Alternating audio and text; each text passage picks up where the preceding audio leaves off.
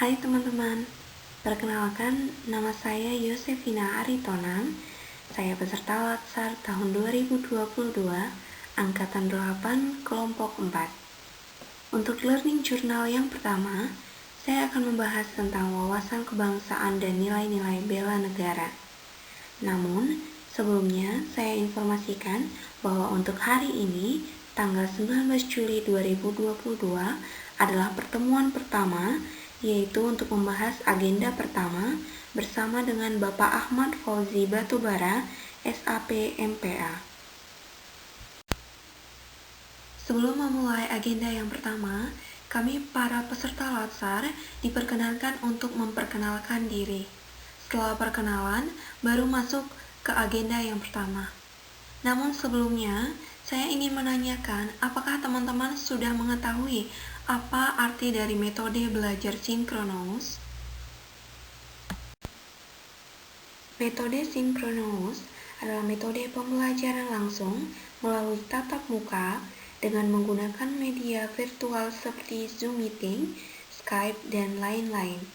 Di samping itu, ada juga metode asinkronus, yaitu metode pembelajaran secara tidak langsung, di mana pemateri dan peserta tidak bertatap muka. Seperti yang kami lakukan tadi beserta dengan teman-teman peserta yang lain, itu dinamakan sebagai metode sinkronus, di mana kami melakukan pembelajaran dengan pengampu tanpa bertemu langsung, namun kami bisa bertatap muka melalui pertemuan di Zoom Meeting. Mari kita pelajari kelebihan dari metode sinkronus.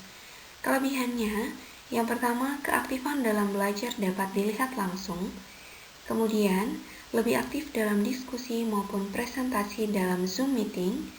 Ketiga, bisa menerima materi dengan maksimal. Dari kelebihan metode sinkronus sebelumnya, terdapat juga kekurangan metode sinkronus. Yang pertama, jaringan internet yang kadang kurang stabil. Yang kedua, waktu Zoom Meeting yang singkat. Yang ketiga, diskusi yang terkadang tidak selesai dikarenakan waktu Zoom Meeting telah usai. Dari tiga kekurangan metode sinkronus ini dapat berdampak tidak baik pada keefektifan pembelajaran di saat melakukan Zoom Meeting. Setelah kita membahas metode sinkronus dan asinkronus, kemudian kelebihan dan kekurangannya, saat ini kita masuk ke dalam pengertian wawasan kebangsaan. Mari kita bahas mengenai pengertian wawasan kebangsaan. Wawasan kebangsaan adalah cara pandang bangsa Indonesia dalam rangka mengelola kehidupan berbangsa dan bernegara yang dilandasi oleh jati diri bangsa dan kesadaran terhadap sistem nasional yang bersumber dari Pancasila, Undang-Undang Dasar tahun 1945, Negara Kesatuan Republik Indonesia, dan yang terakhir Bhinneka Tunggal Ika, guna memecahkan berbagai persoalan yang dihadapi bangsa dan negara demi mencapai masyarakat yang aman, adil, makmur, dan sejahtera. 4 konsensus dasar berbangsa dan bernegara. Yang pertama, Pancasila. Pancasila pertama kali disampaikan oleh Insinyur Soekarno di depan sidang BPUPKI pada tanggal 1 Juni 1945. Pancasila dalam artiannya yaitu sebagai landasan suatu negara.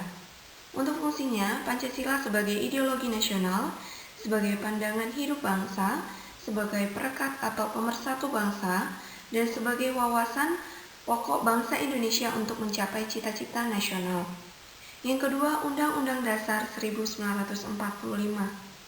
Naskah Undang-Undang Dasar 1945 dirancang sejak tanggal 29 Mei sampai 16 Juli 1945 dan disampaikan di depan panitia BPUPKI pada sidang perdana tanggal 28 Mei 1945 sampai 1 Juni 1945.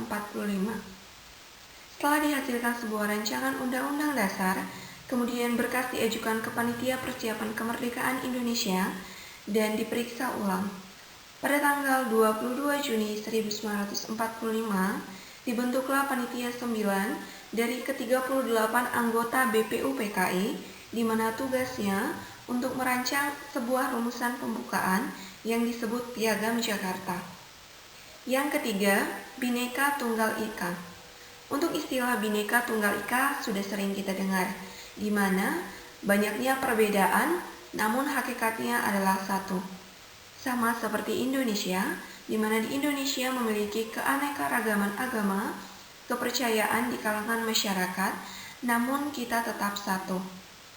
Yang keempat, Negara Kesatuan Republik Indonesia.